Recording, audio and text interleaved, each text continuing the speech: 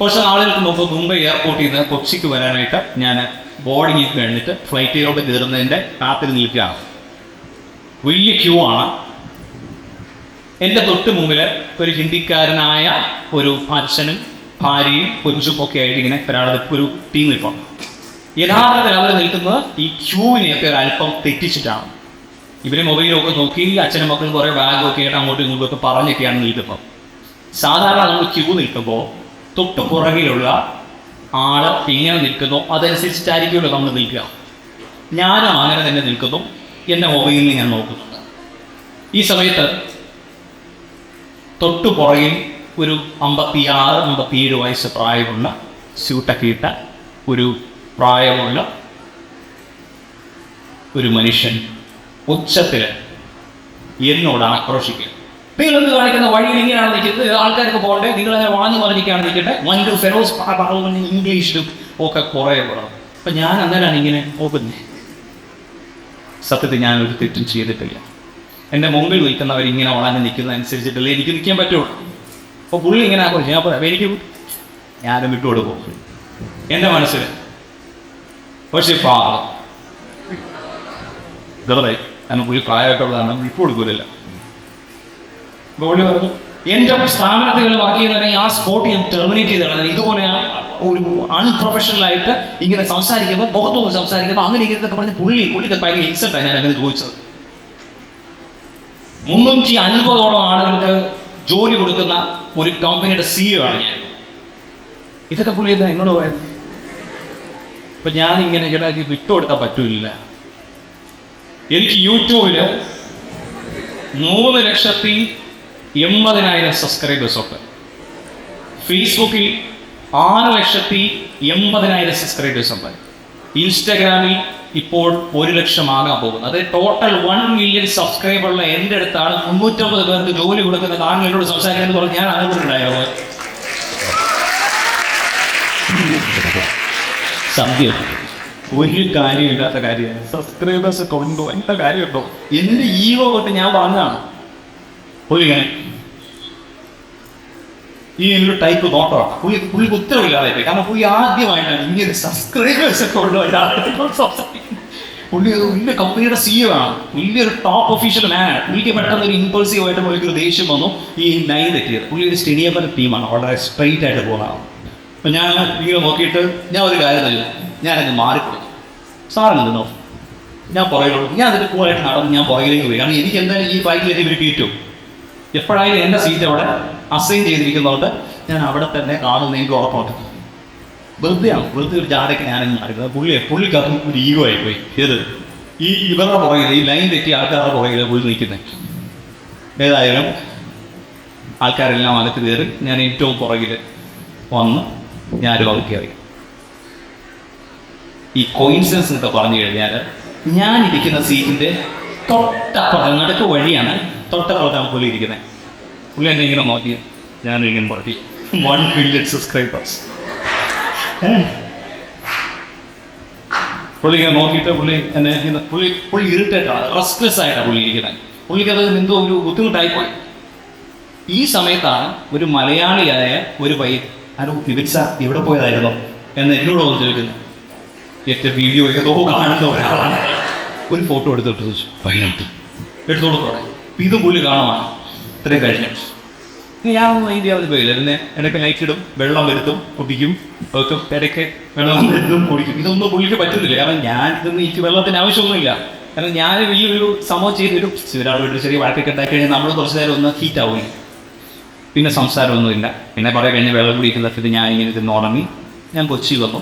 പുള്ളി ഞാൻ അറിയില്ല പോയി. 3 മാസങ്ങൾക്ക് ശേഷം ബാംഗ്ലൂർ എൻ്റെ ഒരു ഷോ ഒരു കമ്പനി ബുക്ക് ചെയ്തേ. അങ്ങനെ ബാംഗ്ലൂർ പോയിട്ട് പിന്നെ ഇതുപോലെ വലിയ കോർപ്പറേറ്റ് ഹോട്ടലാണ് എൻ്റെ ഷോ. അത് ഒരു 1.5 മണിക്കൂർ നേരത്തെ വന്ന ഷോയാണ്. ഷോ കംപ്ലീറ്റ് ചെയ്തു. ഭയങ്കര ആൾക്കാർ ഭയങ്കര ഹാപ്പിയാണ്. ക്ലാബുകളൊക്കെ ഇട്ടായി.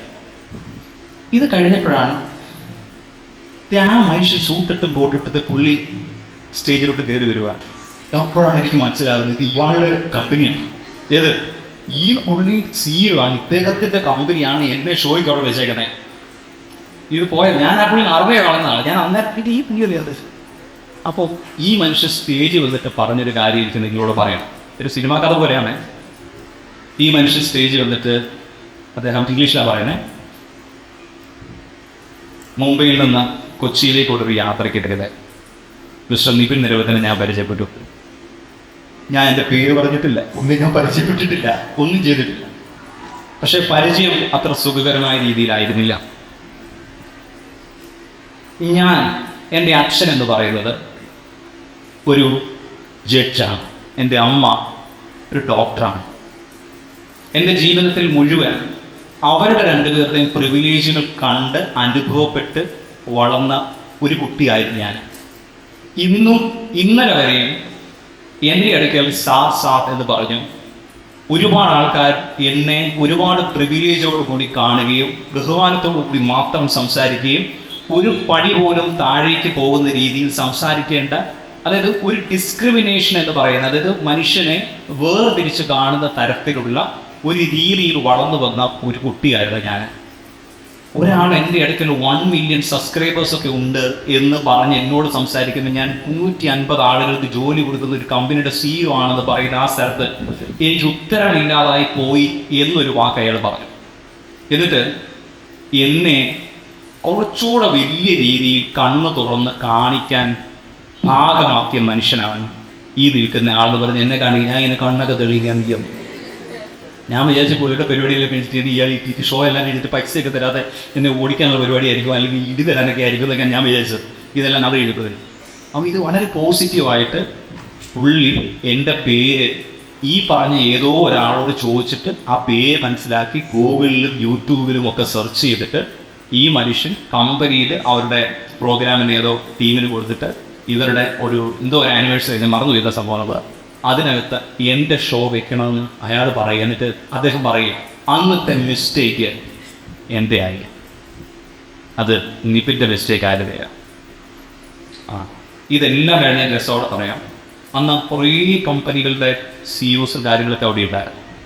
പ്രോഗ്രാം കഴിഞ്ഞ് തിരികെ പോകുന്ന സമയത്ത് ഈ ബാംഗ്ലൂരിൽ തന്നെ 3 ഷോസ് വ്യത്യസ്തമായ ഇടങ്ങളിൽ വ്യത്യസ്തമായ ഡേറ്റിൽ ഈ മനുഷ്യൻ്റെ കെയറോപ്പിൽ എനിക്ക് കിട്ടിക്കഴിഞ്ഞപ്പോൾ ആ പൈസ കൊണ്ടാണ് ഞാൻ എൻ്റെ കൊച്ചിയിൽ ഇപ്പോൾ ഒരു വീട് പണി നടന്നുകൊണ്ടിരിക്കുക.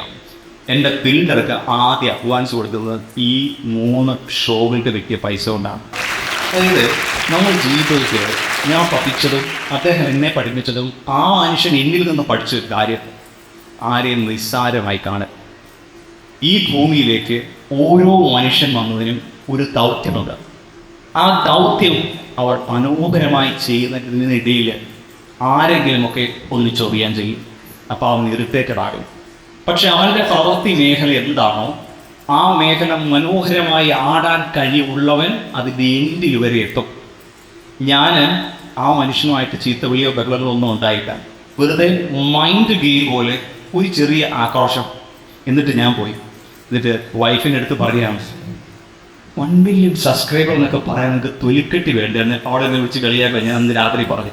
പക്ഷേ ഞാൻ അങ്ങനെ പറയുമ്പോൾ ഈ സബ്സ്ക്രൈബേഴ്സൊന്നോ അല്ലെങ്കിൽ ഫോളോവേഴ്സോ ഇവരൊന്നും എന്നെ ഓർത്തിരിക്കുന്നു, ഏതോ സമയത്ത് ഇഷ്ടം തോന്നിയപ്പോൾ ഒന്ന് ചെക്ക് ചെയ്തതിനപ്പുറത്ത് അവരൊന്നും നമ്മുടെ സ്വന്തമല്ലെന്ന് നല്ല രീതിയിലുള്ള ബോധ്യമുണ്ട്.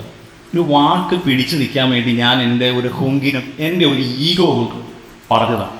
പക്ഷേ ഞാൻ ചെയ്യുന്ന നെഗറ്റീവായ ഒരു പ്രവൃത്തി അദ്ദേഹത്തിൻ്റെ ജീവിതത്തിൽ ഒരു പോസിറ്റീവായി പ്രവൃത്തിയായി മാറി. അദ്ദേഹത്തിൻ്റെ അച്ഛൻ മരിച്ചു, കഴിഞ്ഞ ആഴ്ചയായിരുന്നു. അദ്ദേഹം എൻ്റെ വാട്സാപ്പിലുണ്ട്, ഇടയ്ക്കൊക്കെ ചാറ്റ് ചെയ്യാറുണ്ട്, ഞാൻ എൻ്റെ വീഡിയോകളൊക്കെ കൊടുക്കാറുണ്ട്. ആ മനുഷ്യത് കാണാറുണ്ട്. അദ്ദേഹം ചില സമയത്ത് നല്ല ഫോട്ടോകളൊക്കെ അയച്ചു തരാറുണ്ട്. സൗഹൃദങ്ങൾ ഇപ്പോൾ ഇങ്ങനെ പോകുന്നു. അപ്പോൾ എൻ്റെ ജീവിതവും മാറി മറിഞ്ഞു, അദ്ദേഹത്തിൻ്റെ ജീവിതവും മാറി മറിഞ്ഞു.